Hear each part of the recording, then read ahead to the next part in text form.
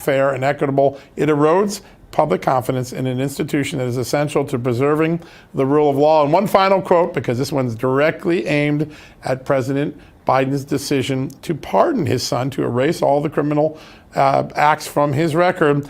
The Constitution provides the president with broad authority to grant reprieves and pardons for offenses committed against the United States, but nowhere does the Constitution give the president the authority to rewrite history.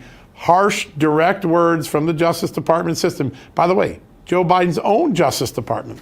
This prosecutor works for Merrick Garland in repudiating President Biden for the comments he made, suggesting that Hunter Biden had no basis being charged. He obviously clearly strongly disagrees. And of course, he was convicted by a jury in one case and pled guilty in another. We have a perfect lineup today to discuss his breaking news. In a few seconds, we're going to bring in Congresswoman Harriet Hageman from the great state of Wyoming. But first, let me turn to my amazing co-host, Amanda Head. Amanda, this just happened as we were getting on air here. Kind of funny that Joe Biden, who said he was going to honor the justice system, gets rebuked by it in his final week in office.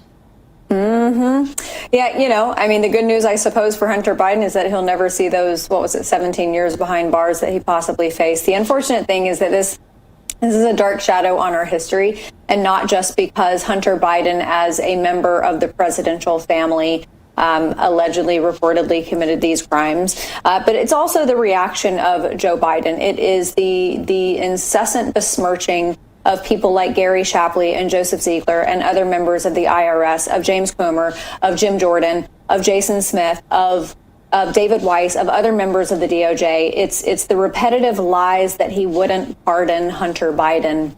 It's all of that wrapped up into one that I think for the American people, while this might be the closing of the book on this entire investigation into corruption of Hunter Biden, I happen to know there are a few members of Congress who are not going to let that bone go. So I don't think that this is the total end of everything.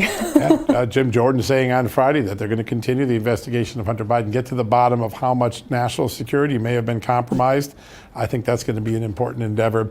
Let's turn to our first guest. She's been on top of this case from the beginning, one of the most eloquent voices in Congress when it comes to the political corruption that the Biden family committed. Joining us from the great state of Wyoming, I think she's actually in Washington today, Congresswoman Harriet Hageman. Congresswoman, good to have you on. Yes, it's wonderful to be on with you. I just returned to D.C. yesterday. Good to have you on. Welcome. Happy New Year.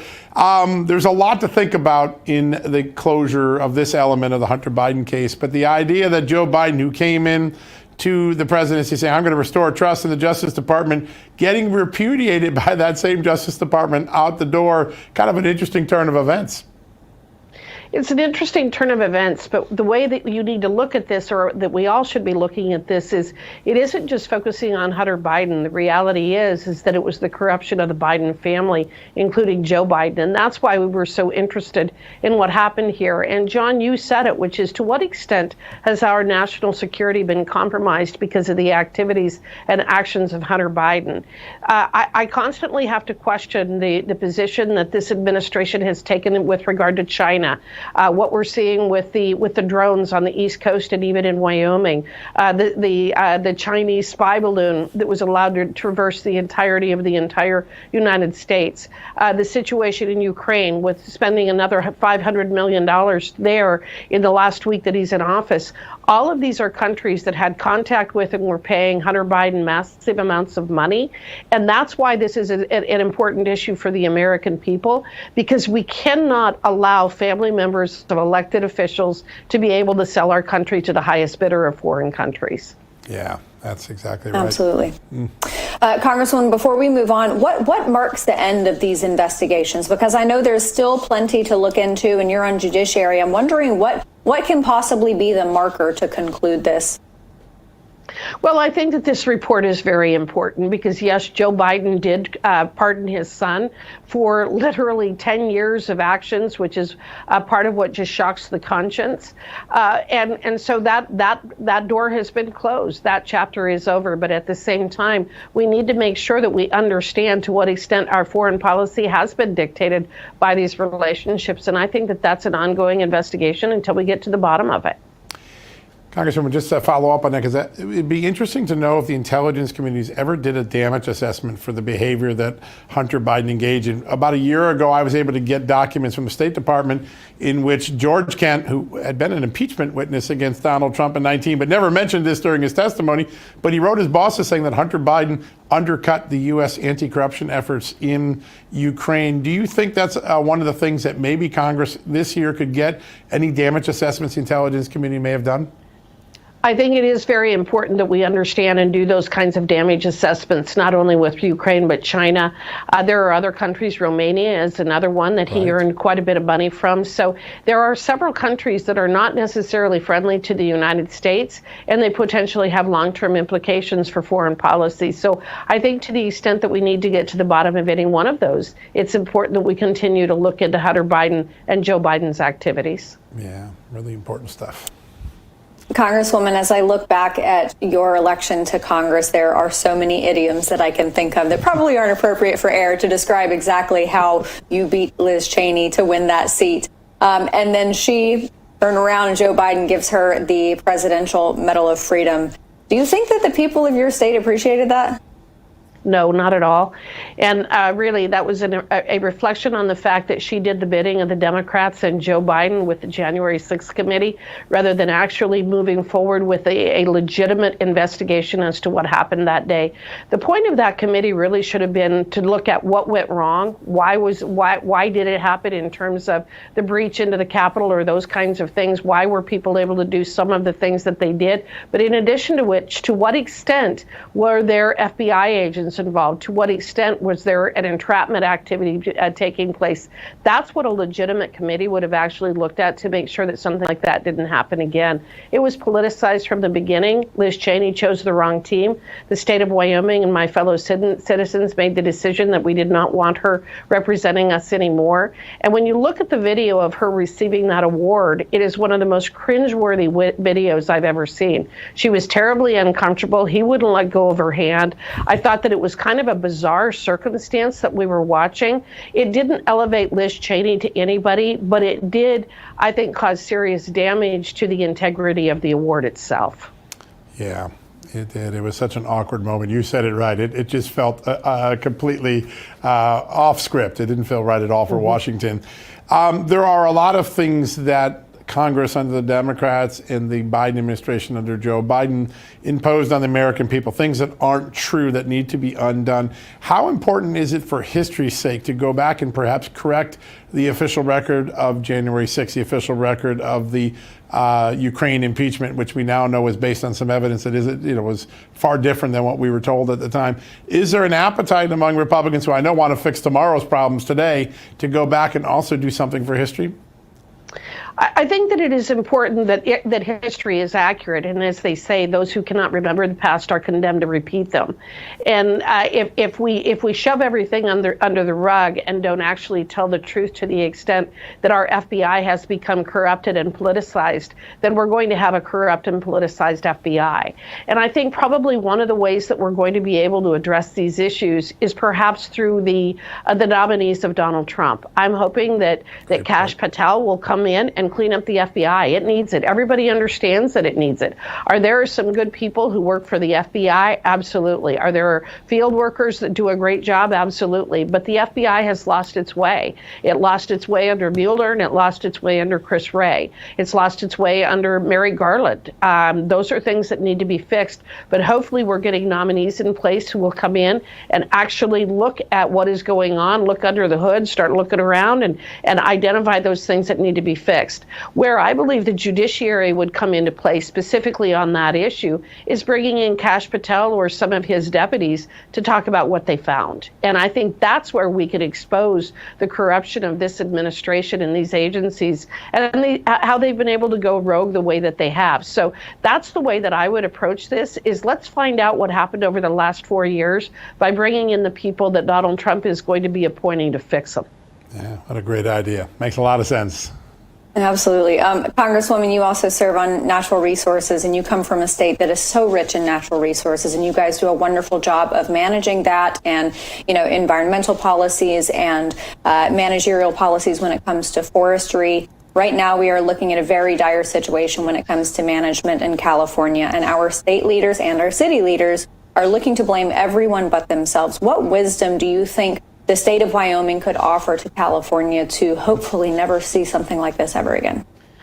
Well, first of all, we have got to stop using global warming and climate change as the excuse to destroy the environment. And that's where we are right now. You have a Gavin Newsom, the mayor of Los Angeles. The entire Democrat Party has been overtaken by radical environmentalism that is creating such severe environmental degradation, whether it is in our water infrastructure, our water supplies, what we're seeing out in California with these catastrophic forest fires, and also the lack of forest management. So much of this goes back to the 2001 roadless rule, which was one of the last things that Bill Clinton did when he was in office. And it was designed to deny access, management, and use to 58.5 million acres of National Forest Service lands. We haven't improved the environment in the last 25 years, but we've seen an awful lot of our forests burned to the ground. And that's what you're seeing out in California. The fact that they did not manage their water resources.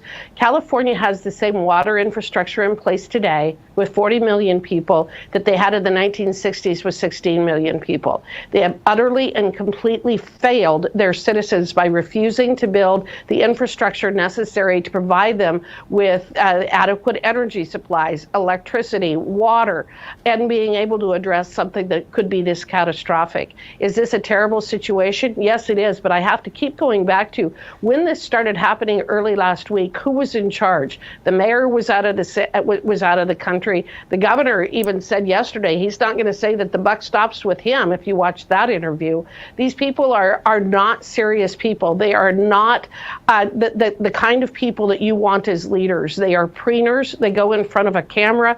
They can say nice and silly words, but they don't actually do what the citizens of this country need them to do to protect their communities and make sure that they have the resources necessary to address something that could start. I'm not even going to say of this magnitude. This has been created, the magnitude that we're facing right now, the catastrophe we're facing is because their reservoirs were empty. They didn't have the infrastructure in place. They haven't been capturing water. They released 50% of the water from their reservoirs for in-stream flow and to flow out to the ocean. That's not only silly, it is almost criminal in the sense of their failure to actually address the needs of their own citizens. I do not understand the inhumanity of it. I do not understand the cruelty of it, but they sound awfully good when they spout off about global warming and climate change, because then they don't actually have to solve problems and figure out how to provide infrastructure. The rest of us are tired of this. It is time that California step up and actually start producing and building things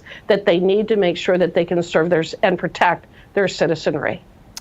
I'm pretty sure I just heard a loud cheer coming from California as you were talking, Congresswoman. I think you hit that one right on the head. It's time that the citizens actually got thought of in this whole process. What a great honor to have you on the show. I know one thing, Wyoming citizens know you got their back. Great to have you on the show today. Thanks for joining us.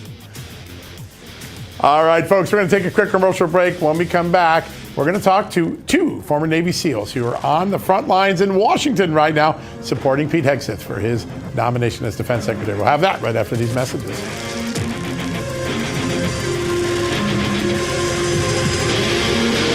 Hey, it's a new day in America and a new administration in Washington, D.C. There's a lot of excitement and optimism about the future, but the reality is there's a lot of work to do as well, especially when it comes to fixing our broken healthcare system. The truth is that the forces that are responsible for breaking our healthcare system aren't going to simply go away. The challenges our system faces won't disappear overnight. Now more than ever, you need to be prepared. That's where the Wellness Company comes in. Their doctors are medical professionals that you can trust, and their line of prescription medical kits are the gold standard when it comes to keeping you safe and healthy, as well as your family. Whether it's the medical emergency kit, the contagion kit, the first aid kit, or the travel kit, these prescription kits contain an assortment of life-saving medications and guidebooks to assist in the proper use of these medications. From the flu to strep throat, from COVID to the bird flu, from a trip to the beach to a trip overseas. The Wellness Company has a prescription kit designed to keep you and your family safe. Make America healthy again. Start at home. Do your part and protect the health of you and your family. Go to twc.health/justnews today and order. That's twc.health/justnews and use the promo code JUSTNEWS to save 10% off. If you're over 40 and taking probiotics, stop. Americans are choking down fistfuls of probiotics, all focused on billions and billions. Yet they're still feeling sicker and sicker and fatter and fatter. I'm Dr. Stephen Gundry, and I call it the Great Probiotic Hoax. There are critical nutrients missing from many popular probiotic supplements. And this may be why you are still suffering from weight gain, gas and bloating, and joint discomfort. That's why I created BioComplete 3. Only BioComplete 3 contains prebiotics, probiotics, and postbiotics to target the nasty gut destroyers that can hijack your health. Thousands have used it. It's a major part of how I lost 70 pounds and feel 20 years younger. For a limited time, you can try BioComplete 3 risk-free for 90 days. Go to guthealthsecret.com. Did you know you could remodel your kitchen faster and for a lot less than at the big box stores? At Cabinets to Go, customize your dream kitchen with custom quality cabinets, countertops, and more. And enjoy a high-quality, affordable kitchen makeover that is sure to wow. Visit one of our showrooms nationwide and get your dream kitchen today for as low as $149 a month at cabinetstogo.com.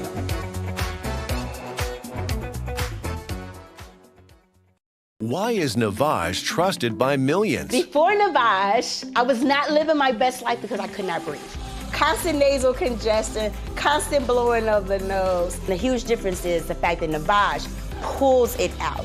It's very gentle in the sense of when that suction happens, it's literally grabbing that water and that mucus and it's bringing it out into this tank. It's worth every penny that you pay for it. This product changed my life. Available at major retailers or online at Navage.com.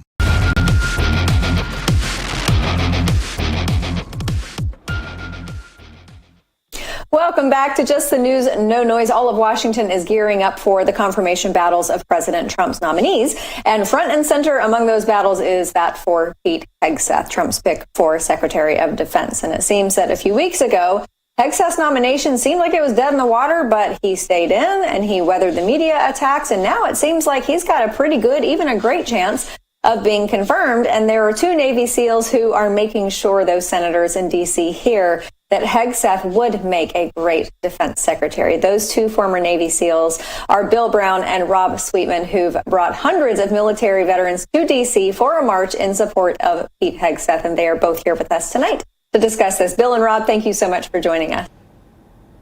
Thanks a lot for having us. Yeah. Thank you. Bill, I'll go to you first. I have not witnessed this in my lifetime where a potential Pentagon chief has hundreds of veterans come up to Capitol Hill and march on Washington in support of him. What is it that is so special about Pete Hegseth or so qualifying about him that made that happen? Well, it goes to his leadership qualities. It's courage and vision. Now, you say, we've never seen this before. We've never seen so many veterans get so passionate about a Secretary of Defense nominee. Well, here's the reason why. Because our military is off the tracks, and we're concerned. We put it on the line for our country. Look, it doesn't take a military genius to realize that, guess what? Giving trillions of dollars of military equipment to our enemies was like leadership in the Pentagon absolutely failed us. What do you think is going to happen with all that military equipment? They went to jihadists who are bent on against our way of democratic and free will of life. And then think about the other things that the Pentagon failed to speak up about. Think about a Chinese spy balloon that overtly goes over some of the most sensitive military installations in our nation. Like, and they don't shoot it down. Nobody in the Pentagon said, hey, what are we doing here? Or think about the fact that they had an open border. And let's not even talk about like, oh, we're not going to vet people coming across, and look what happened in New York when someone gets burned alive because you don't properly vet people. Or you want to talk about COVID.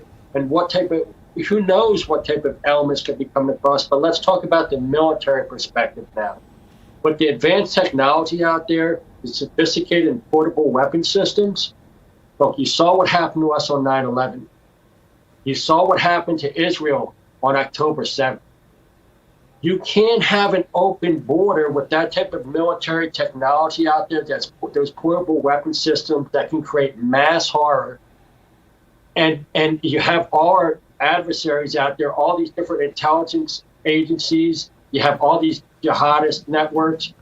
That was a huge national security concern that put us all at risk, every one of us. Imagine what could happen to any major city in this nation. And nobody in the Pentagon said, look, we need to close that border because it's making us all unsafe on a national security threat level. Nobody. Or nobody said, maybe we should give trillions of dollars of military weapons to our enemies. Or even now, they're giving millions of dollars to the Taliban, jihadists. You know, when we were there, women went to school, women voted. Now they're treated worse than secondhand citizens. You want to think, okay, let's talk about humanity. Let's talk about civil rights. You know what's happening to those women there? Or let's talk about all the Afghanistans that wanted a better life for their themselves, their moms, their daughters. And now what happened? And now look what, they were hunted down, they were tortured and killed with our own weapons.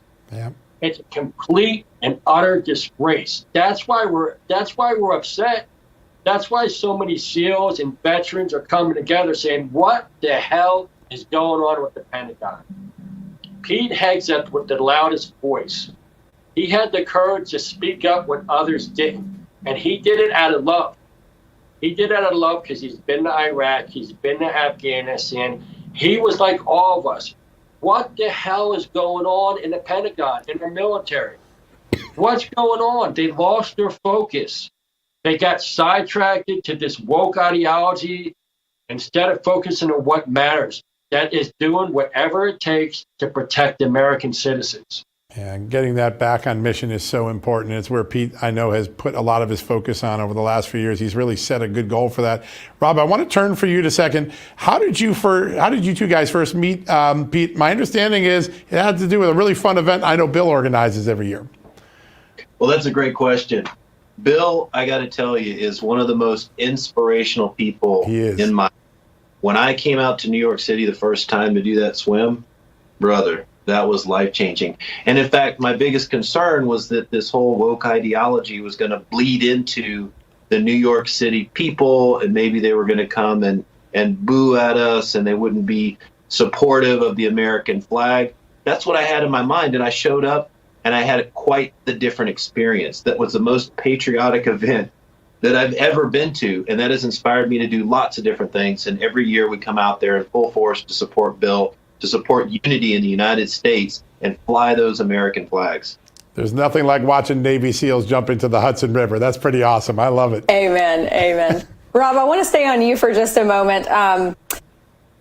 You know, there have been a number of conflicts that have cropped up over this country under this president and under this Secretary of Defense, Lloyd Austin. What is it about Pete Hegseth that you think will, or is there something about him that you think will alleviate those pressures and those conflicts and possibly prevent further ones from popping up? Yeah, absolutely. So what we're dealing with is another politician in the role of Secretary of Defense. And we've seen failures like we've never seen before, things that we never thought would happen. My kids will always remember the visualization, the picture of Afghanis hanging onto airplanes as they fly off. Goodbye. That's all we said. Overnight, America just left. And it created a terrible power vacuum after that. As well as then we have 8,000 service members that were forced to take the jab and refused to and were exited out of their beautiful career, both in the SEAL teams as well as other jobs in the military. And just over and over, we're seeing this failure. So the question of should it be another flagged officer that comes into this role, that's not the answer because it's not working now. And so what I find beautiful about bringing in Mr. Hegseth is that he has been to combat. I can't stress that enough. He is one of us. He's been down there. He knows the price that we pay. He knows the difficult decisions that have to be made that people don't want to talk about to keep this country safe. Can we really say that about the politicians making choices that devastate lives and then say something like, no, I have no regrets? We need accountability. We need experience. We need trust more than anything. And we need a vision, and that is what Pete Hegseth has clearly defined for us. And I think that's why Trump picked him, because this guy can get the job done. This is who we need. We need a fresh start, and this guy. Yeah, well, there's no doubt about it. Bill, I want to turn to you for a second. This is an old playbook when there's a nominee and the opposition wants to throw dirt at them. We've seen it many times, but today something very important came out, the service record of Pete Hegseth and the extraordinary evaluations he got in wartime conflict. How important is it to refocus the public on the true facts and not some of the innuendo that's been out there? Well, that's kind of their playbook, right? They know they can't beat you on the merits, so they try to slander you before the facts come out. And one of the things that Pete did, and President Trump set the example. He didn't flinch, and Pete followed suit. He didn't flinch. That's what they tried to do. They tried to slander him out of the race. They tried to slander him even before he could get a fair hearing, and he didn't flinch. And he fought back, just like Trump after he got shot. What did he say? Fight, fight, fight. And that's what we're doing. Things have gotten so bad now. For too long, good men and women haven't stood up. For too long, good men and women in the police and our law enforcement communities didn't stand up, and they got slandered. And can you imagine? We're proud of our uniforms. We're proud that we serve. And to have you, like they treated the Vietnam veterans, like they treated our police officers. We had enough of it, and now we're starting to stand up, and that's what Pete did, that's what Trump did, and that's what we're doing. We're saying, look, we're gonna follow Martin Luther King's example. We're gonna hold the moral high ground, but we want our leaders in the, and we want our entire nation to know where the war fighter stands. We're not. We knew who Pete was. I can't tell you how many veterans that served with Pete today were at our press conference telling about what a great honor it was to serve with Pete, what a great leader he was, how he loved his men. And some of the things that Pete talked about were out of love. When he talked about what the woke ideology was doing, when they were actually lowering the standards to get the results they wanted, that puts us all in danger, because there's no second place in war. And Pete knew he was going to take fire from it, but he stood up and said the hard thing, and that's real leadership. And that, you know what you don't have in the Pentagon leadership now? You look at the fiasco in Afghanistan. You need two things to win a war. You need the tactical advantage, and then you know what you need? You need accountability. You need discipline. If you don't have discipline, right, you're not going to win. And if you don't have accountability, you're not going to have discipline. No one's been held accountable for what happened in Afghanistan. Yeah, all those generals, all those 04s and above, guess what? Trump, they should be fired. They suck. They suck. They gave trillions of dollars of enemies to our enemy. They let it open up our borders, didn't speak up, they bent a knee to the woke ideology, or they were silent. They got to go. They got to go because they put us all at risk. It's a powerful message. I do believe discipline and accountability are coming if Pete Hegseth is confirmed. Former Navy SEALs Bill Brown and Rob Sweetman, thank you both so much for your service, and thank you for doing what you were doing up there on Capitol Hill, and thanks for being with us. All right, everybody, coming up, Jack Smith resigned last week, but he is not done making the news. We'll explain next. Hello, this is Mike Huckabee. President Trump said he wants to take back the White House and teach our kids to love our country. That's why my team created the Kids Guide to President Trump. It'll teach your kids all about President Trump's accomplishments and his vision for America. And right now, I want to give it to you for free as part of this free gift bundle. Order your free Kids Guide to President Trump, get a free bonus guide, and a free membership to AMAC featuring dozens of money-saving benefits at kidsneedtrump.com. That's kidsneedtrump.com. US Med, a trusted supplier of diabetes equipment for nearly 30 years, has great news for people living with diabetes and the pain of regular testing. New Medicare and private insurance guidelines have expanded coverage for continuous glucose monitors, even for people not using insulin. The days of repeated, painful finger sticks are over. Now you can wear a continuous glucose monitor, or CGM, and eliminate routine finger sticks. US Med has the newest models of CGM, which are more accurate and convenient than ever. CGMs are shown to lower your A1C, increase your time in range, and reduce the risk of hypoglycemic events. Shipping is free and will even bill your insurer directly. Don't spend one more painful day testing your blood sugar. Call now to get your continuous glucose monitoring system so you can take control of your diabetes and get back to enjoying life. Call US Med now. What if you could tackle your dog's itching, soft stools, and low energy? Millions of pet parents are raving about Dr. Marty Nature's Blend. Such a huge difference in her health. More energy, more playful, no more pooping issues. I'm Dr. Marty. I've been a veterinarian for more than 50 years. The dangerous ingredients added to many pet foods could be impacting your dog's lifespan. That's why I formulated Nature's Blend. Now you can feed your dog wholesome cuts of real meat, vegetables, and fruit with no artificial preservatives or fillers. Try Dr. Marty risk-free. Go to drmartypets.com/TV.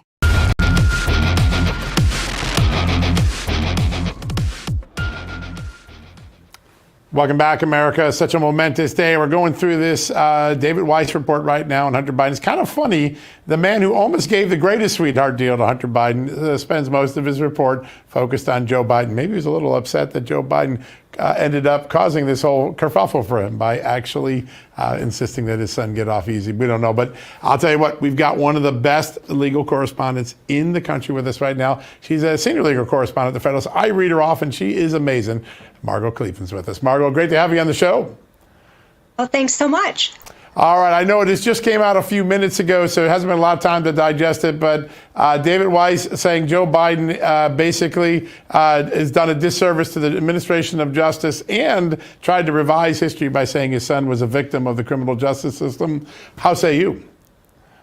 Well, he's absolutely right, although I would say for Weiss to be the one coming out here is pretty shocking, given it took two whistleblowers for this case actually to go through as much as it did. And don't forget that we had some of the earlier actions, the statute of limitations ran because no one was willing to force the issue with the Joe Biden administration. Yeah, great point. Margot, by Joe Biden pardoning Hunter, that kind of put the kibosh on the investigative side of things, at least from the DOJ's perspective. But you do have ongoing and subsequent investigations in the House. What is there left to learn, do you think? Well, I still think there's much more to learn about all of the money trails. We still don't have all of the financial records. We still don't know Joe Biden's full involvement here. And there's other issues that come up with Jim Biden as well. But I would expect as he is leaving the White House, he will be pardoning them as well. Yeah, I think you're right. That's something we're all going to be looking for. When you look out over the last 6 or 7 years, Americans were given one set of stories during the 29 impeachment of Donald Trump. And by 2025, those stories don't even look remotely true. There really was a grifting scheme. There really was a reason to ask for someone to investigate Hunter Biden and Joe Biden. Do you think the American people have caught up with the facts? And if not, is there an obligation for us in the media, in Congress, to make sure they understand what they were sold in 19 was a different story than today?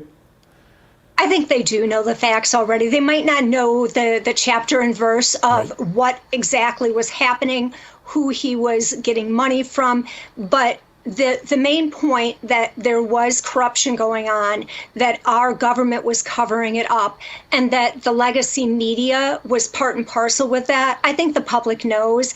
And that is why you're seeing such disregard for what the legacy media is doing. They're unable to control the narrative anymore. And I think it was COVID, and I think it was the Hunter Biden, along with the 51 former national security advisors who came out and said that a Hunter Biden laptop was Russian disinformation. I think the public no longer trusts the media. Yeah, I think you're right. Margot, though Jack Smith has resigned, his specter is still about in the form of this January 6th report. But Donald Trump's election has been certified. He will put his hand on the Bible a week from today, and that's it. Was the point of putting this out there, regardless, to damage President Trump? Is it to try to appear that his ultimate goal is justice? What do you think the motivating factor was?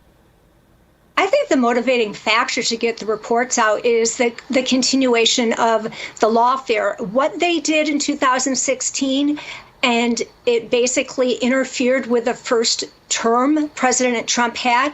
I think that's what they hope that this report will do, that this report will be a continuation of tying the hands of Trump by creating this separate news story of what is going on. But here again, I think that the American public recognizes that this is not significant, that it is a one-sided view here, and that really it is part of the Get Trump area. And I don't think the public is going to care. But I would just say, we still don't know if Volume 1 is coming out. Everyone has been reporting it as that Cannon said it comes out. She really only denied one motion. There's still two more motions, and until midnight, she could still enter an injunction saying, I need a few more days to decide Trump's motion to intervene before I release this. I'm not sure which way that's going to fly, but even if she orders it released, it is horrendous that Attorney General Garland would release Volume 1 because it implicates not just Trump, but dozens of other individuals who are under indictment in Georgia, in Arizona, in Michigan. And this is a violation of their due process rights. So whether or not Judge Cannon says, I'm not going to step in anymore, the Department of Justice should never release this. In fact, they almost conceded the point that they shouldn't be releasing Volume 1 by not releasing Volume 2 publicly because of the two defendants in Florida. Yep. So why would they release Volume 1 and injure the rights of these other people in Georgia, Arizona, and Michigan who are being targeted? That's a really great point, Margot, and something that hasn't really been talked about that much in the public. I want to turn to one other aspect. It was about 2 years ago, I guess in May of 2023, when I got the first documents showing that the National Archives was told by the Biden White House, go sick the FBI on Donald Trump and his team. And the fact that the White House was involved at the ignition point of this, there's evidence in Georgia that it was at the ignition point of Fonnie Willis's case. That has been an unresolved question. Is this the year that Congress needs to find out, was the White House instigating criminal investigations against their political rival? You know, I actually prefer if Congress does not get into it. Let Trump just have all the information released, have it declassified, make it public, and let the media run with it. Let Trump and Congress focus on securing the border, dealing with opening American energy, dealing with inflation, dealing with the national security issues that we're having. Have them focus on that. All they need to do is get this information public, and journalists like you and your colleague and myself, we will run with it and we will tell the American people the story. I don't think we need another congressional investigation. We just need transparency. And if they give it to us, we will make sure the American people learn about it. Yeah, good advice. I learned a lot more. Margo, very quick. Yeah, go ahead, please. Go ahead, John. Sure. No, you go. Yeah. I was just going to say, we have a new batch of people coming in, presumably Pam Bondi as Attorney General, Kash Patel over at the FBI. How drastically do you think things can change, and how quickly? I think that they can change very drastically and very quickly, especially in certain areas. So I think with the FBI, you can have a release of a lot of information that should have come out before so that the public can understand how much deep state sabotage was going on. You can have a reorientation of what the target of criminal justice is, and it will do a lot to kind of put a quash on all of the type of crime that you're seeing. A lot of that is coming from the open border. So you have the sealing of the border, but you also have the Attorney General and the U.S. attorneys. If they're focusing on criminals that have come into this country, that will do a lot to dissuade new ones from coming in and also getting the old ones out. So I do see that there is a lot that can be done quickly just by changing the people in charge and changing what their priority is. Yeah, like Reagan said, people can be policy, and I think that may be the case in the next few months. Margot, you do such amazing work at the Fellow. Such a great honor to have you on the show today. Thanks for joining us. All right, folks, we're going to take a quick commercial break. When we come back, we're going to take a look at the GOP civil war down in Texas with Joe Penland, as well as what the Trump administration could do about the ballooning national debt. That's a big question. We're going to deal with that right after these messages.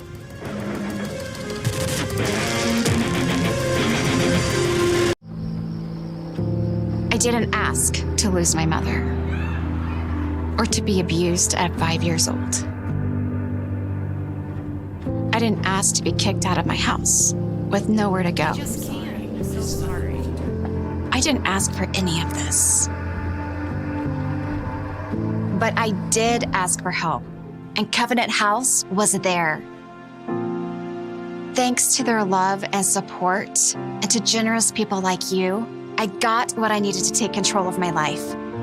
No young person should ever have to worry about having a safe place to sleep at night, or whether anyone cares about them. For over 50 years, Covenant House has been helping youth in crisis and giving them the support and tools they need to succeed in life. Call or go online now for a gift of only $19 a month, just 63 cents a day. You can provide care to more than 2,000 young people who sleep at a Covenant House every night. Covenant House really helped me and really helped mold me into the woman I am today. If there's no Covenant House, where would I be today? When youth who are experiencing homelessness have a hot meal, a safe place to sleep, medical care, and love, most of all love, they can overcome heartbreaking challenges, and their lives are transformed. Call or go online right now to safeplacetosleep.org with your gift of just $19 a month. With your monthly donation, you'll receive this soft, comforting blanket as a reminder of the warmth and safety your gift will provide a young person tonight. Covenant House is changing the lives of young people in cities across America. Your support makes the work of Covenant House possible. Your monthly gift is urgently needed to reach young people in communities like yours. Call the number on your screen or go online to safeplacetosleep.org.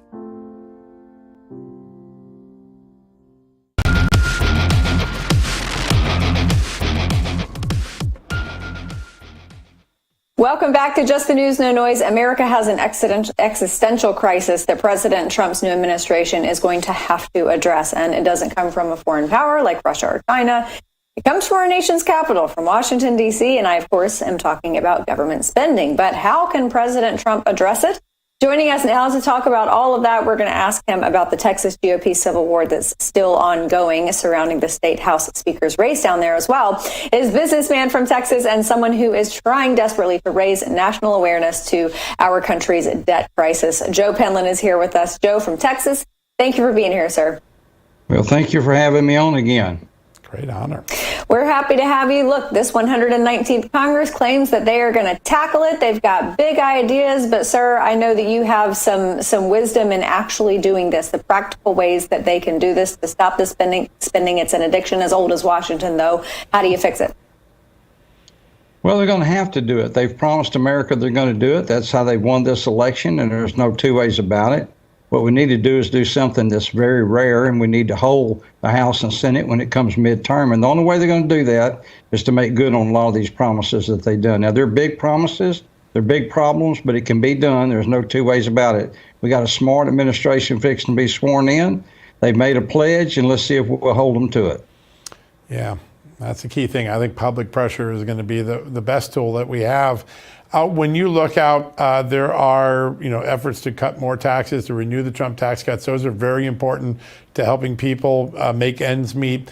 But meanwhile, the plans to actually cut the size of government kind of amorphous right now. Do you think if Elon Musk comes back and said we can get rid of whole departments, that the American people will get behind those ideas and give the political support behind big cuts? Absolutely, they will. If we can make cuts and show the American people that we're not going to hurt the level of government and the level of coverage that we need, then that just shows we've grown too big, we promised too much, and we subsidize too many. Yeah. If we can do that and hold government, steady with around the world, then we need to do it. If that just goes to show you that we've been overspending way too long, and we need to get it in line. Any good business, any company, if they're too fat, they trim it back. And that's what we need to do as a government. And if we do, we'll show the taxpayers that we're going to save their money and put it back to them, hopefully in Social Security and Medicare. Joe, under this president, Americans have effectively lost 20% of their wealth. And if that isn't a billboard for change, I don't know what is. You guys touched on this at the beginning, the public pressure element. What does the public need to tell? Do they need to call their representatives daily and let them know, hello, you're literally making me poorer? Does that make a difference? Well, of course it does. We need to keep the pressure on. We've told the American people that we're going to straighten things out as a party. And they won handedly, and they won where people thought they couldn't win. So now you have to produce. And if they're not producing from day one, light it up. Let them know they're not producing. Because we need to have the second, we need to win midterm if we're going to get this thing done. We can't straighten out where we are in 2 years. Obviously, we can't do it in 4 years. But if we can do a great job in 4 years, we have a chance to keep the Republicans in power for several more years, hopefully a couple more decades. We need to take this journey together as Americans, embrace one another, but we need to make the hard cuts. But yet, what we're going to have to do, we can't cut our way to prosperity. Elon Musk knows that, and so does Vivek. We cannot do that. We have to grow our way too. And only way you can grow your way and bring manufacturing back to this country, we got to have a workforce that's willing to do it. So you have to reform the border. We've got to get our border security. Our immigration has got to be reformed so we can bring people in this country that's got work on their mind to help us shore this thing up. Yeah, really good. Joe, real quickly, President Trump wants to raise the debt ceiling. People always get nervous when that happens. What do you think will happen on the debt ceiling, and does it have to be coupled with spending cuts to make it believable? Well, I know they want one big package. That would be great if we could get that done. But the thing to do is just to get it done.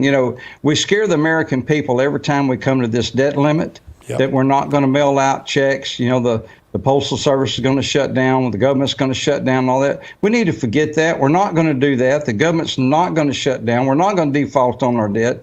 People need to look at the Constitution and see that the government will always make good on this debt. So we need to probably take that away, give us some breathing room, because we're going to do it anyway. It hasn't worked. Just saying we have a debt limit doesn't work anyway. We're always increasing it. So why don't we just get that off the table and get on to taking care of business at hand? Yeah, good advice. Amen. Amen. Texas businessman Joe Penland, thank you so much for joining us, sir. We'll see you again soon. Thank you all for having me. I hope you have a great day. Thank you. Yes, sir. Same to you. All right, everybody, we're going to take a quick break, and we're going to wrap up with a few more topics after these commercials. Hey, America, you've heard me talking about a despicable crime that the FBI calls house stealing. It's title fraud, and it's a growing crime, becoming a very serious problem from homeowners. In fact, a district attorney in California recently said that title fraud cases in his small county have gone from virtually none to 73 in just 18 months. Now, if you own a home or any property, your title and the hard-earned equity you've built are at serious risk. Now, how do they do it? With just one document, a forged signature, and a phony notary stamp, a bad guy can take legal ownership of your home and take out loans against it. Just like that, poof, your biggest asset could be gone, and it can happen without you even knowing. But there's a way to help stop them. I trust our friends at Home Title Lock to protect my home. They've got a special offer for you all to make sure you're not already a victim of this terrible crime. Sign up today using the promo code JUSTNEWS at HometitleLock.com, and you'll get a free title history report and a 30-day free trial of their exclusive triple lock protection, giving you 24/7 monitoring, urgent alerts, and the best part, if God forbid fraud does ever happen, Home Title Lock's U.S.-based team works fast to restore your home at no additional cost to you. That's HometitleLock.com, promo code JUSTNEWS to protect your home, your equity, and get a peace of mind. Go do it today. We all know that words have power. They set things in motion and make us happy or sad. But there's one word that stands out because when people say it, lives are changed. It's not a big word. It's itsy bitsy. It's only 3 little letters. But when you say it, The life of a kid like me can be changed. So, what is this special word? It may surprise you. It's yes. Yes. Yes. Yes to becoming a monthly supporter of Shriners Hospitals for Children. That's right. Your monthly support allows the doctors and nurses at Shriners Hospitals for Children to give the most amazing care anywhere and change the lives of kids like me. And me. And me. Because people like you have said yes. Now I can play football. And I can play catch. And I can walk. So what do you say? Will you say yes right now? It's so easy. All you have to do is pick up the phone or go to loveshriners.org right now and say yes. When you say yes to giving just $19 a month, only 63 cents a day, we'll send you this adorable Love to the Rescue blanket as a reminder of all the kids you're helping every day. My life is filled with possibility because of the monthly support of people just like you who called the number on your screen and said yes. Yes. Yes. Yes. Your yes is making a difference in my life and the lives of so many other kids like me. Thank you. Thank you. Thank you. Thank you. Thank you for giving. Please call or go online now. If operators are busy, call again or go to loveshriners.org to say yes right away.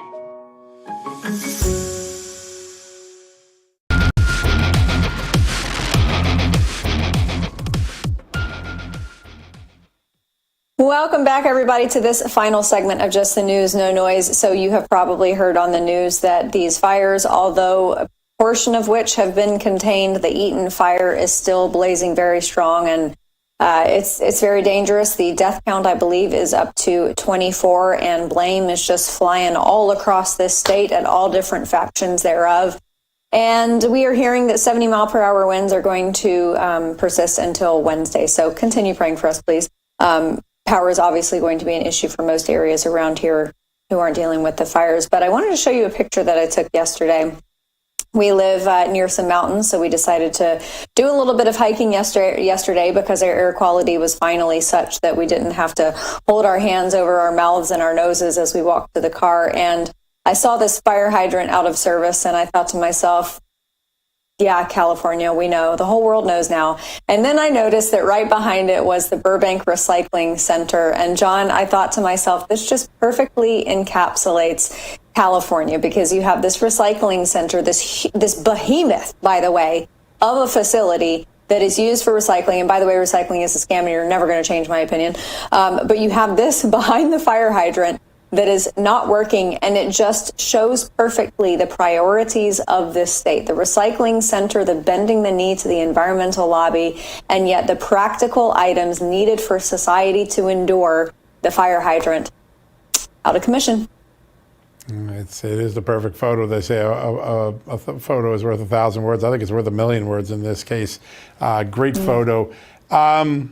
The Californian government has wanted to help people get EVs, but they can't keep their own electrical wires from setting fires. The California people want to give migrants a place to live, even though they're not resourced for it, but they couldn't stop the number one cause of fires in Washington being homeless people.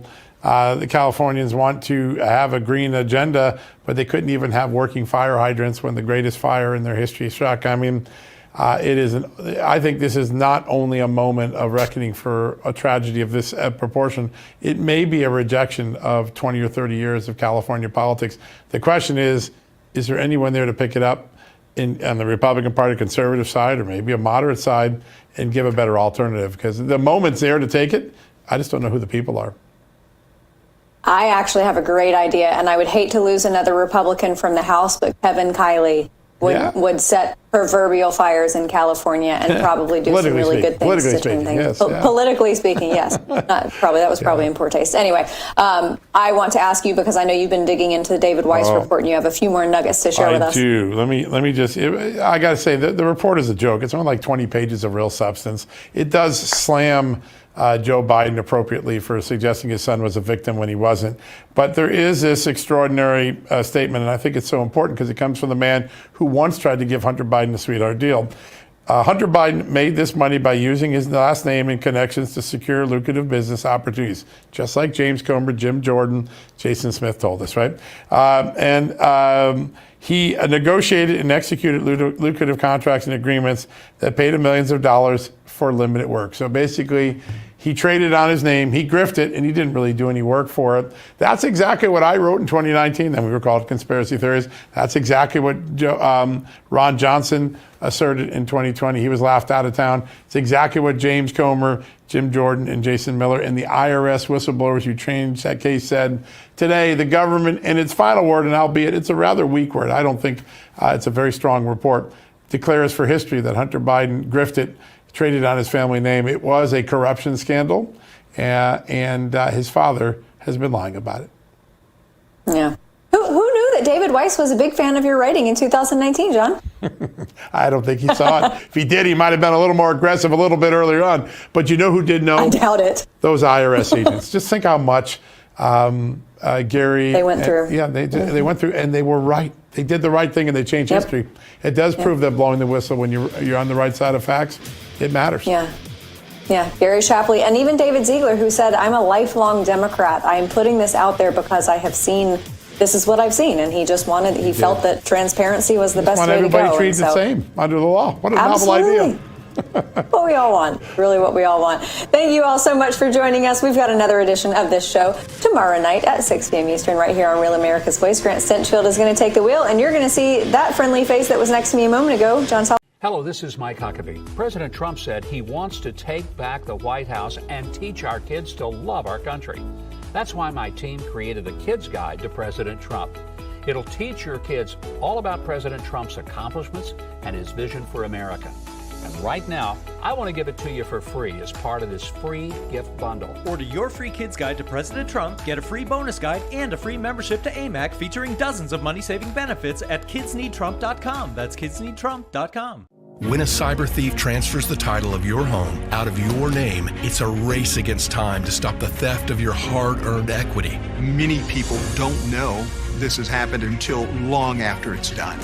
You as the homeowner think you still own a house. 3 months later, you start getting foreclosure notices and you realize you've got 4 mortgages on your house that you didn't even know existed. People can and do lose their houses. This does happen. The best way to protect yourself from this type of fraud is to consistently and habitually check and monitor your title. Home Title Lock monitors your home's title in real time. The moment we detect any changes to your title, an immediate alert is sent directly to you.